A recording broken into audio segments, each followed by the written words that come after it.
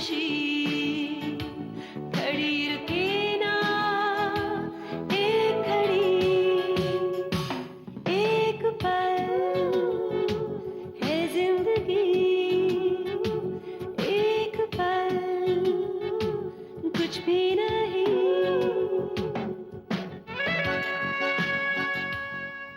रेनू छोड़, रेनू प्लीज छोड़ दे। रेनू होश में आओ रेनू, किसी का गला छोड़ो रेनू। छोड़कर जाएगी मुझे? मैं कोई छोड़कर नहीं जा रहा। अगर ऐसा बर्ताव करेगी कौन रहेगा तुम्हारे साथ? Mister Rajiv be patient. जब मुझे छोड़कर जाने की बातें करते तो निशी पानी पी लो। जी रह दूंगी मैं, मार डालूंगी मैं, मार डालूंगी मैं। क्या करूं? मार डालो मुझे, जहर क्यों नहीं देते? मार डालो मुझे, मार डालो।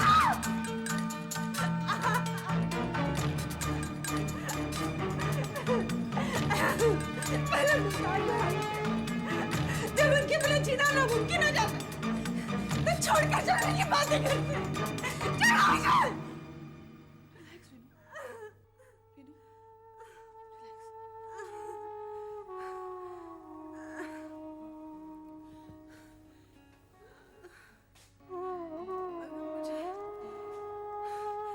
बिना सहारे के जीना आता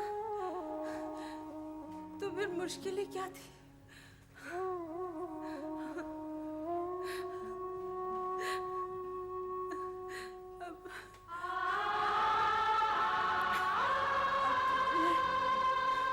सिर्फ एक ही काम होता,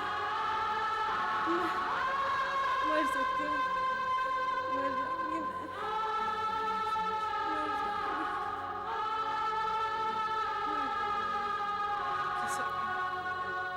ये सब मेरी वजह से हुआ है। ये सब मैंने किया। हे निशी, तुमने कुछ नहीं किया निशी, प्लीज। क्या हुआ था निशी जी? डॉक्टर साहब, मैं इससे मिलने आई थी और इससे देखकर मैं इतनी खुश हो गई। She was behaving totally normal. फिर पता नहीं वो मुझसे वो एहसान और सॉरी और थैंक यू के लफ्ज इस्तेमाल करके बात करने लगी। मुझे बिल्कुल अच्छा नहीं लगा। मैंने इसे डांट दिया और मैंने इसे कहा कि अगर तुम इस तरह की बातें करोगी तो मैं तुम्हें छोड़कर चली जाऊंगी। तो पता नहीं इसका मूड अचानक चेंज हो गया और उसने मेरा गला दबाना शुरू कर दिया। डॉक्टर, मुझे लगता है कि रेनू अभी तक पूरी तरह से नॉर्मल नहीं हुई है। कुछ ना कुछ कसर इलाज में बाकी रह गया है। इनका इलाज पूरा हो चुका है मिस्टर राजीव, और ये काफी हद तक नॉर्मल भी हो गई हैं। पर इनका ऐसा बर्ताव अभी रहेगा। These are withdrawal symptoms. जिन जज्बात को इनकी शराब संभाला करती थी, उन्हें अब इन्हें खुद संभालना होगा। जब जब इन्हें शराब पीने की तलब होगी और जब जब उस तलब को मिटाने की कोशिशें करेंगी, तब तब शील बी वायलेंट। पर यहाँ तो कोई शराब का जिक्र नहीं हुआ।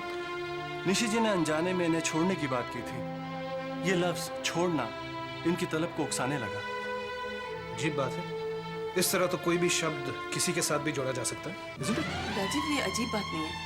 हम लोगों को जरा सी सावधानी बरतनी पड़ेगी, लेकिन रेनू की तारीफ करनी पड़ेगी। जब उसे शराब की तलब लगी तो उसने बोतल उठाने के बजाय मेरा गला दबा दिया। इसका मतलब उसने अपने तलब का गला घोटा है। Am I right, doctor? तभी मिस्टर राजीव रेनू की इस हरकत से परेशान है और मैं खुश हूं। रेनू जी ने बहुत बड़ा युद्ध लड़ा है और वो जीत गई। लेकिन एक बात का ख्याल रखिएगा, इन्हें होश आने पर इस बात का जिक्र बिल्कुल ना किया जाए, और आप भी ये कोशिश कीजिएगा कि ये भी इसे याद ना करें। ओके? मैं चलता हूँ। Thank you doctor. Thank you doctor.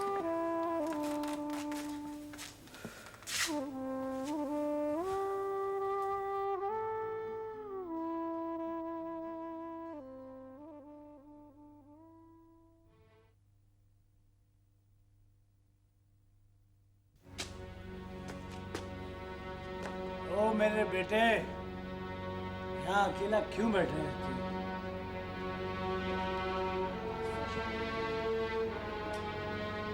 क्यों अपने बाप की किस्मत को कॉपी करता है यार तू? तेरी किस्मत तो तेरे बाप की किस्मत से कहीं ज्यादा अच्छी है। यहाँ अलग होके अकेला बैठता है। तेरे चाहने वाले तो कितने लोग हैं बेटा। पापा, मैं अपना होमवर्क कर।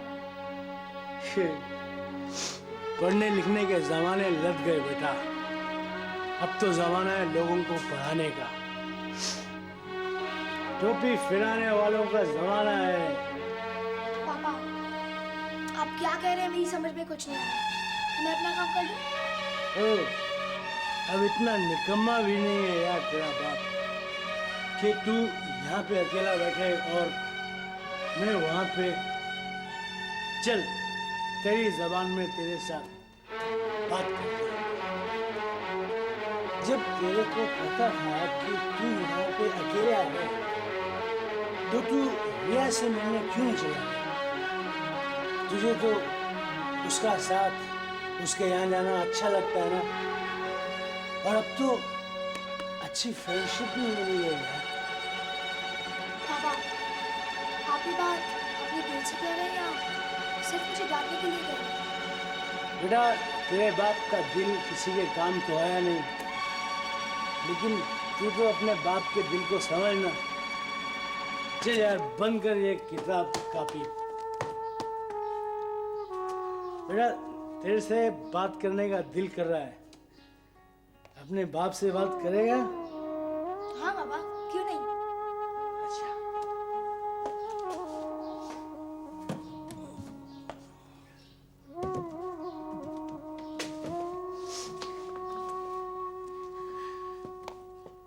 तो ये बता, तू अपने मेरे को सौरव अंकल के बारे में कुछ बता।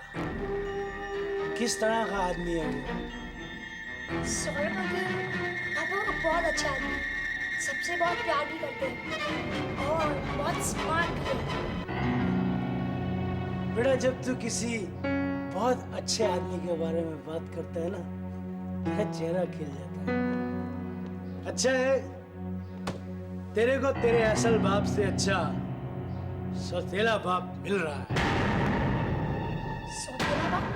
हाँ बेटा, अब क्या है कि तेरी मम्मी जो है ना वो डॉक्टर सौरभ के साथ शादी करने जा रही है, फिर वो तेरे पापा ही हो जाएंगे ना। झूठ बोल रहे हैं आप। मैं झूठ नहीं बोल रहा हूँ बेटे। तेरी माँ यहाँ आई थी मुझसे डाइवोर्स मांगने के लिए, और डाइवोर्स लेने के बाद वो डॉक्टर सौरभ से शादी करने वाली है। और जब वो शादी करेगी फिर तू अपनी दोस्त रिया के घर उनके साथ रहेगा। तेरी माँ भी वहीं रहेगी, तेरा बाप यहाँ अकेला। तन्हा तन्हा यहाँ भी जीना ये कोई बात है। तन्हा तन्हा यहाँ पे जीना ये कोई बात।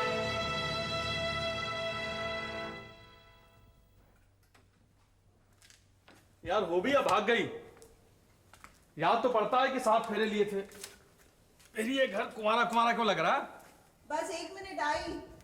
हाँ, ये ई की मात्रा तो कानों तक आ गई। अब आप भी आ जाइए। लो आ गए। ये पांचों इंद्रियों को ये ई की आवाज और इस शब्द से इश्क हो गया। शाम होते ही ये पांचों सेंसेस ई करने लगते हैं।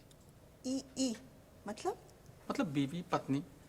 जब से मैंने शादी के मंडप का तजुर्बा किया है तभी से सूर्यास्त होते ही ये पांचों सेंसेस मेरी सोहबत पसंद ही नहीं करते। तुम्हें देखते तुम्हारी तरफ लपकते। अब जल्दी से इन्हें तसल्ली दे दो वरना ये एजिटेशन कर देंगे। अपने सेंसेस से कह दो कि पूरी रात पड़ी है, फिलहाल वो आपको ये ठंडा पानी और गर्म चाय पीने दे। यार इतना दुलार मत करो कि मैं नालायक हो जाऊं। नालायक? क्यों? वो बात यह है रूबी कि तुम्हारे इस घर में आने से पहले मेरी जिंदगी में जूते चप्पल कपड़ों के अलावा कुछ भी रेडीमेड नहीं था। जो कुछ भी था सेल्फ मेड था। दफ्तर से घर आते ही किचन में चाय चढ़ाकर सब्जी काटने बैठ जाता था, और अब चाय नाश्ता खाना रेडीमेड, इत्मीनान तसल्ली रेडीमेड, प्यार दुलार खुशियां रेडीमेड। या मुझे समझ में नहीं आता कि जब शादी इतनी हसीन चीज है तो आमतौर पर शादीशुदा मर्द इतने बुझे बुझे से क्यों रहते?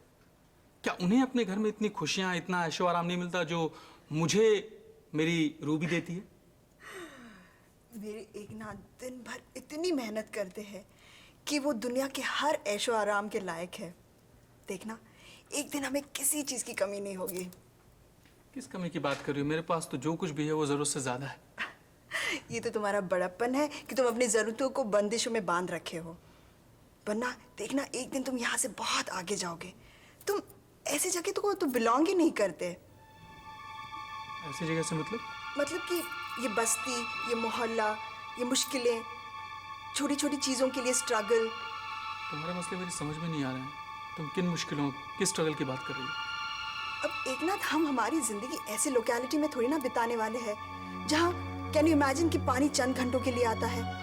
I mean, पानी के मुताबिक टाइम टेबल बनाना पड़ता है।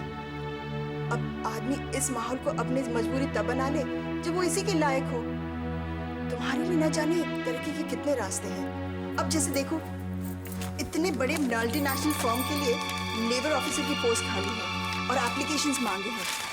तुम कल ही अप्लाई कर दो। पहले आज किसी तरह गुजर जाए, कल की कल देखी जाएगी। ये ऐड तो देख लो पहले। जिस चीज़ को देखने से नज़रिया ख़राब हो जाए उसे देखने से कोई फायदा नहीं।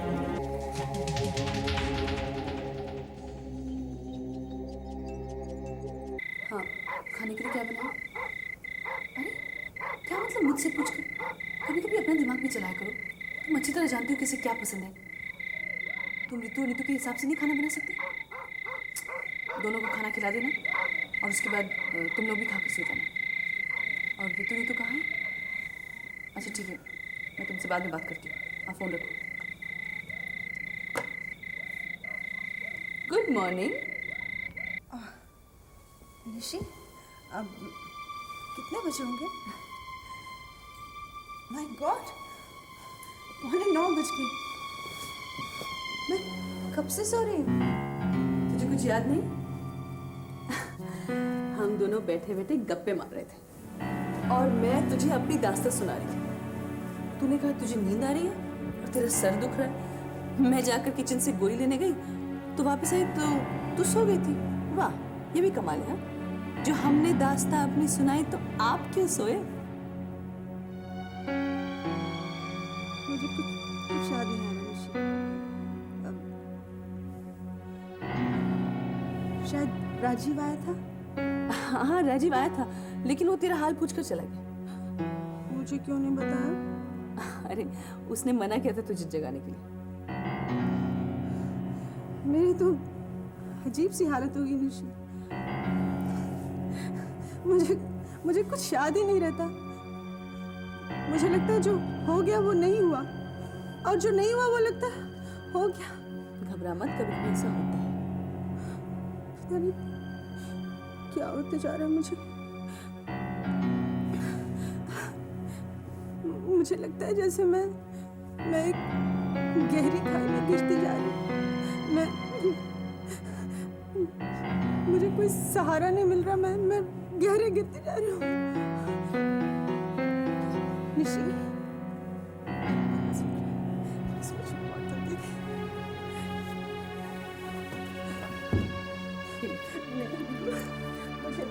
शराब की बात चाहिए बाद में से। तू शराब पिएगी? थोड़ी सी। तेरा दिमाग खराब हो गया? गुस्सा क्यों हो रही है? इसमें गुस्सा होने की क्या बात है? ठीक है, पहले मैं ज्यादा पीती थी, अब कम पी लूंगी। सभी लोग तो पीते हैं। तू एक बूंद भी नहीं पिएगी, समझी? और जो शराब ने तेरी हालत की है वो सबका नहीं होता है। इतना कुछ होने के बाद भी तू शराब की बात कर रही है? मैं क्या बात कर रही हूँ मैं जानती हूँ। खामखा तुम लोगों को बात को पतंगड़ बनाने की आदत हो गई। पहले ज्यादा पीती थी, अब थोड़ा कम पी लूंगी, लेकिन मैं तू एक बूंद भी नहीं पिएगी, समझी? बहुत हो गया, इनफ। छोटी सी बात का इशू बनाए चली जा रही है। देख, मैं शराब तो पीऊंगी तो मुझे रोक नहीं सकती। मेरे होते हुए तू एक बूंद भी नहीं पिएगी, समझे?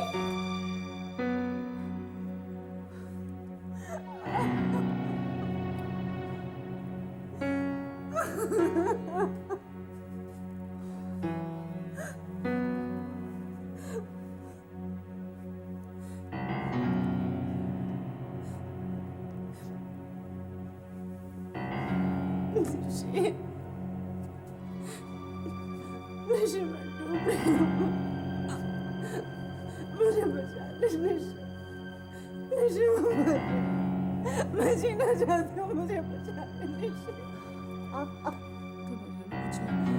मैं हूँ, don't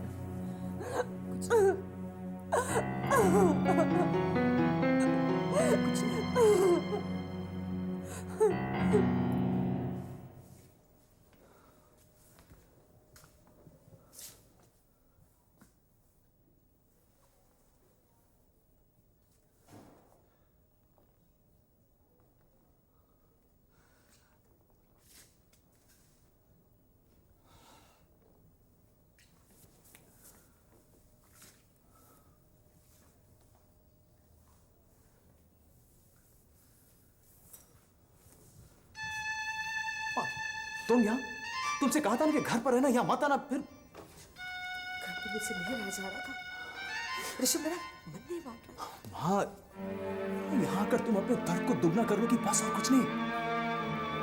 मैंने सोचा था कि मैं नहीं आऊंगी, पर मुझे ख्याल आकर करण होश में आ गया और उसने मेरे बारे में पूछा तो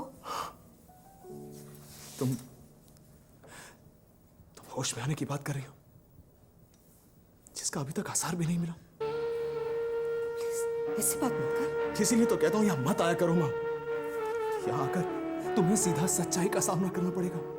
मैं सामना कर सकती हूँ। अरे कहाँ कर सकती हो तुम, और कैसे करोगी? और माँ, मैं तुम्हें संभालूं या अपने आप को, या फिर करण की हालत पर निगरानी रखूं? क्या करूं? डॉक्टर्स क्या कहते हैं? जो कुछ भी कहा है, क्या मेरी मायूसी से जाहिर नहीं हो रहा? कम से कम थोड़ी सी दिलासा तो दो। अरे माँ, मुझे थोड़ी सी दिलासा मिल जाए तभी तो दूं ना। ये कैसी बेबसी है माँ। आज चाहते हुए भी मैं करण के लिए कुछ नहीं कर पा रहा। कुछ। आज मैंने भगवान से बहुत लड़ाई की, बहुत शिकायत की, और मुझे यकीन है कि वो मेरी बात मानेगा। काश कि वो तुम्हारी बात मान ले, क्योंकि अब वही एक आखिरी सहारा रह गया। वरना एक बार फिर हमेशा की तरह मल्होत्रा अपने एक रिश्ते से हाथ धो बैठेगा, कंगाल हो जाएगा। मां, चंद महीने पहले तो मुझे एक बड़े भाई का रिश्ता मिला था, और करण ऐसा नहीं कर सकता। वो ऐसा नहीं कर सकता। उसे ऐसा नहीं करना चाहिए मां, नहीं करना चाहिए। तुझे यकीन है कि डॉक्टर्स जो कुछ भी कर रहे हैं ठीक कर रहे हैं? हाँ, मैंने बड़े से बड़े डॉक्टर के साथ बात की है पर्सनली। यहाँ जो हो रहा है बस वही हो सकता है। और तुम इलाज की बात कर रही हो, और फिलहाल तो करण को जिंदा रखने की जद्दोजहद की जा रही है। अपने आप को बेचकर भी अगर मैं करण की जिंदगी खरीद सकता तो कब का भी क्या होता। लेकिन मां, जिंदगी और मौत के सामने हमारी सारी दौलत बेकार है।